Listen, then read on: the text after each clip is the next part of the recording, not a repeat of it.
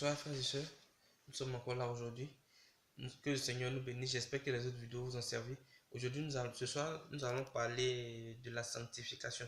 La sanctification, c'est quoi? La sanctification, c'est être saint. La sanctification, c'est être saint, sans péché, sans tâche. En fait, frères et sœurs, laissez-moi vous dire, on peut aller à l'église, on peut fréquenter les lieux religieux, on peut être un homme de Dieu, puissant en acte et en parole, et puis ne pas connaître Dieu réellement. Oui, on peut aller à l'église, tout faire. 25 ans de vie religieuse, faire ceci, faire cela à la tête des institutions religieuses, et puis ne pas connaître le Seigneur.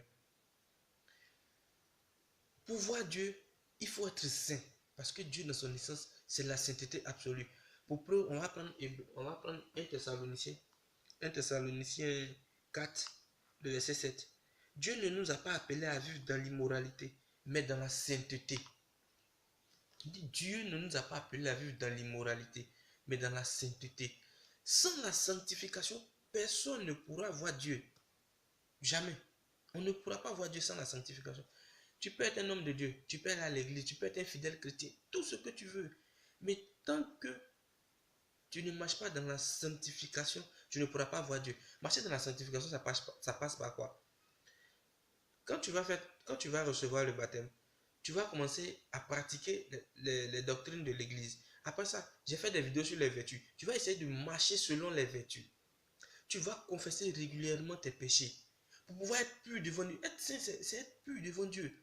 Nul ne peut voir la face de Dieu s'il n'est saint. On prend un deuxième test. On prend Hébreux 12, verset 14. Efforcez-vous d'être en paix avec tout le monde et de mener une vie sainte. Car sans cela, aucun de vous ne pourra voir le Seigneur. Mais frères et sœurs, on ne peut pas prétendre dire on veut voir Dieu si on n'est pas saint. Être saint, c'est pas quand on va arriver chez Dieu, on va être saint. L'exercice de la sainteté commence sur la terre. L'exercice de la sainteté commence par la foi, par la charité et par la pratique des vertus. J'ai cité 5 vertus. L'humilité, l'obéissance, le respect, la soumission et l'abandon total à Dieu. Mais frères et sœurs, laissez-moi vous dire, on ne peut pas être des chrétiens en tant que chrétien. On dit on est chrétien, puis on ne marche pas dans la sanctification. Je vais prendre des analogies pour être un peu plus clair. Tu ne peux pas dire que tu es chrétien, tu marches dans la sanctification, et puis tu as 4 go. Non, non. Tu ne peux pas dire que tu es chrétien, tu recherches la face de Dieu, et puis partout on parle de corruption, c'est toi. Tu ne peux pas dire que tu es chrétien, et puis on parle de la sanctification, tu marches dans la sanctification, et puis partout où on dit ton frère a péché, c'est toi, tu es là, tu mets le feu, c'est toi. Non, non, non. C'est pas possible. Tu ne peux pas dire que tu es chrétien, et puis détester ton frère, et puis dire que tu cherches la face de Dieu. Non, frères et sœurs. Non. Marcher dans la sanctification, là, c'est renoncer au péché. Il n'y a pas deux solutions, c'est renoncer au péché, sans discuter. Frères et sœurs, marcher dans la sanctification, c'est quelque chose de difficile pour notre monde, mais c'est quelque chose de facile quand on a confiance en l'Esprit Saint. On ne peut pas prétendre avoir confiance en l'Esprit Saint, avoir foi en lui, et puis ne pas être dans la droite ligne. Non, non. Marcher dans la sanctification, c'est être dans la droite ligne. Suivre ce que la Bible dit, suivre les commandements de Dieu. On ne discute pas, on ne raisonne pas. C'est vrai, la foi sans raison, c'est quelque chose d'un peu stupide. Mais quand on veut suivre Dieu, on marche dans l'humilité, l'exercice de la kénose. On a d'autres choix que de marcher selon la motion de l'Esprit Saint. Frères et sœurs, soyons des chrétiens qui recherchons la sanctification. La Bible dit, la Bible c'est pas mon livre, c'est pas moi qui l'ai écrit.